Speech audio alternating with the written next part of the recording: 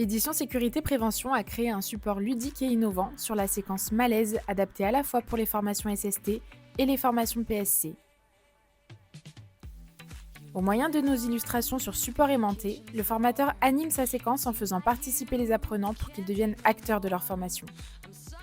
Formap est la contraction de formation et de prévention qui utilise de la ludopédagogie pour assurer la formation en secourisme.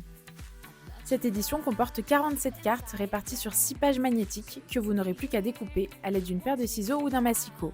Alors, on ne vous en dit pas plus, découvrez la forme qu'elle prend pour dynamiser vos formations.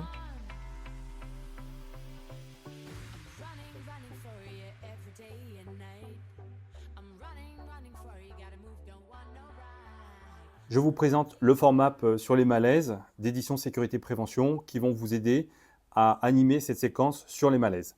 Donc en premier, on va poser le pictogramme qui précise les objectifs de la séquence, etc., etc. Et puis après, on va partir directement sur cette illustration. Donc, le formateur donnera la définition du malaise et posera des questions tout d'abord sur les signes observés sur la victime. Ensuite, quel est le danger de laisser une victime en position debout et éventuellement parler des positions d'attente. Et dernièrement, quelles sont les questions posées par le secouriste. Et là, on va poser le pictogramme. Par rapport aux signes observés, on peut demander aux apprenants quels sont les signes observés sur cette victime. On peut parler de sueur, on peut parler de pâleur, etc., etc. Et après, on va commencer à aborder les deux types de malaise qui nous posent des problèmes. Tout d'abord, il y a l'accident cardiaque, et on va donner les signes juste derrière. Et de l'autre côté, on a l'accident vasculaire cérébral.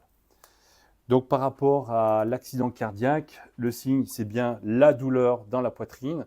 Et on peut le faire observer par rapport aux apprenants en montrant juste le magnète.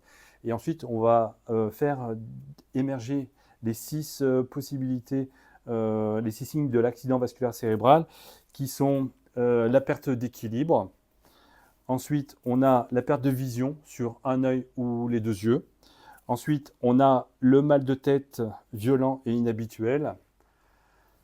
Ensuite, on a la paralysie du bras. On a le problème de langage ou difficulté à parler. Et le dernier, on a le mal de tête violent et inhabituel. Alors, par rapport aux maladies infectieuses, on peut parler des sueurs abondantes. Donc, on aperçoit sur l'illustration les courbatures, ainsi que la fièvre et les frissons. On peut rappeler également les mesures de prévention par rapport au Covid ou par rapport à la période d'épidémie. On peut donner directement sur le site de l'INRS. On a également tout ce qui est autres pathologies. Et là, du coup, on a nos 4 illustrations. La douleur abdominale, on a la difficulté à parler ou à respirer, la sensation de froid ou de chaleur. Sur l'accident cardiaque et l'accident vasculaire cérébral, on peut rappeler que cela nécessite une prise en charge urgente et ça nécessite d'appeler immédiatement l'opérateur du 15 ou du 112. Ensuite, on va passer sur la victime à mettre au repos. Donc globalement, le plus souvent possible, on va allonger la victime. Ou si jamais elle a des difficultés à respirer, et là on voit que sur les illustrations, la personne a des difficultés à respirer, on la mettra en position assise ou éventuellement la position où elle se sent le mieux si jamais elle exprime le fait de rester dans cette position. On peut desserrer les vêtements, rassurer la victime et si elle est agitée, la calmer et l'isoler si besoin. Ensuite, on va poser des questions sur la victime et son état de santé habituel. Donc on a les pictogrammes. Est-ce que c'est la première fois? Quel âge a-t-elle? Ensuite, quel est le type de douleur? Où est-ce qu'elle a mal? Depuis combien de temps elle fait ce malaise? Est-ce qu'elle a récemment été malade ou hospitalisée? Et ensuite, est-ce qu'elle a un traitement?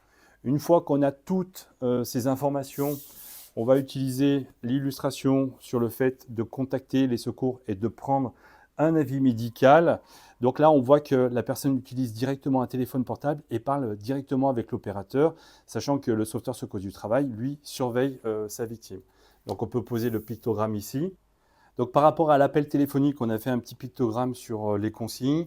D'abord, d'obtenir immédiatement un avis médical, ne pas différer l'appel, transmettre avec précision ce qui a été observé et appliquer les consignes du médecin.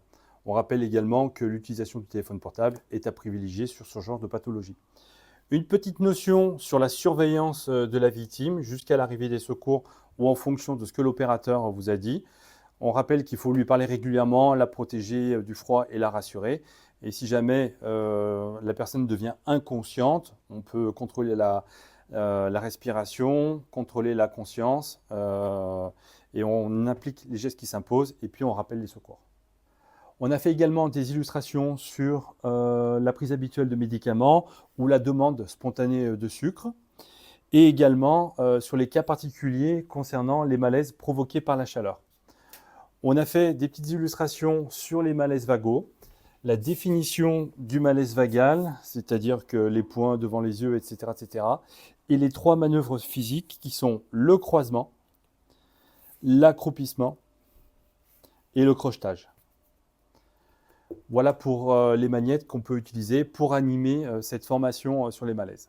Alors pour vous aider à animer cette séquence, on a également fait un tableau récapitulatif du malaise que vous allez recevoir dans le colis sur le format concernant les malaises. Donc dans votre colis, vous aurez les 6 feuilles sur le format. Il y aura juste besoin de découper et vous aurez l'intégralité de toutes les illustrations à l'intérieur du format sur les malaises.